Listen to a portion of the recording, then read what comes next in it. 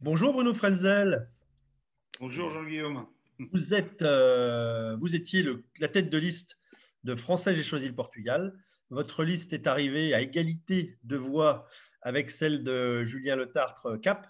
La loi prévoyant que dans ces cas-là, l'élu le plus jeune prendrait le pas, vous n'êtes pas élu du coup.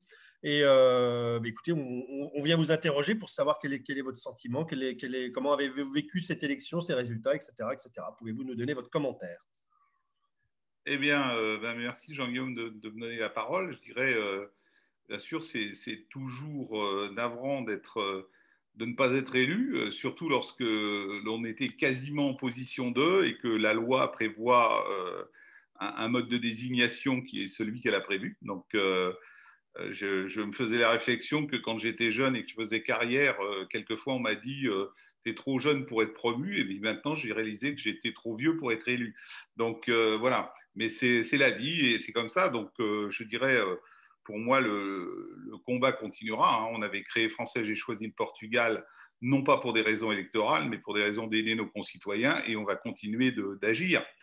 Donc ce que je voulais quand même dire, c'était d'abord féliciter l'ensemble des Français qui vivent au Portugal pour leur vitalité et leur foi dans la démocratie et dans les valeurs de la République, en ayant voté massivement avec un taux de participation de 25%, qui est remarquable au regard des environ 16% que l'on constate au niveau mondial. Donc un très très beau succès qui fait des Français du Portugal des personnes attachées à la démocratie. Alors bien sûr, on peut toujours faire mieux, mais quand on sait qu'on s'approche de scores qui traditionnellement sont ceux des présidentielles, c'est un très beau résultat.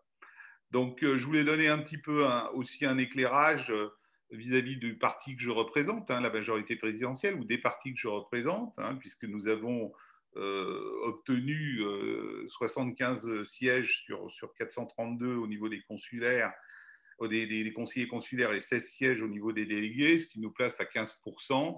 Et on fait souvent grief à notre formation ou à la majorité présidentielle de ne pas avoir d'ancrage local.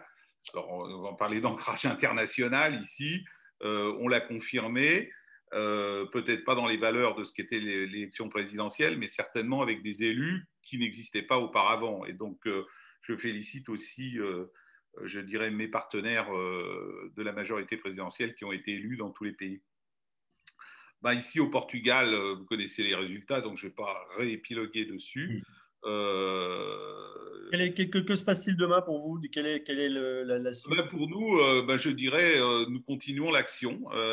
Nous allons d'abord, on se réserve le droit de potentiellement recourir contre le résultat des élections, parce que quand bien même le vote Internet a été un énorme succès au plan international, il faut reconnaître qu'un certain nombre de nos concitoyens nous ont alertés sur le fait qu'ils n'avaient pas pu voter. De la même manière, dans le système des procurations, on a connu quelques hicks.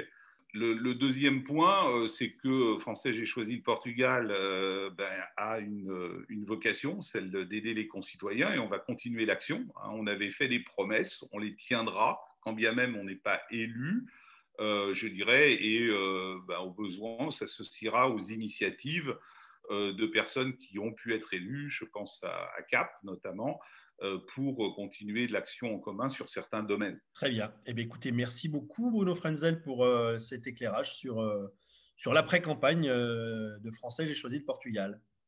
Merci beaucoup, merci et à très bientôt, j'espère, pour parler des initiatives. Avec plaisir, merci beaucoup. La French Radio. Portugal.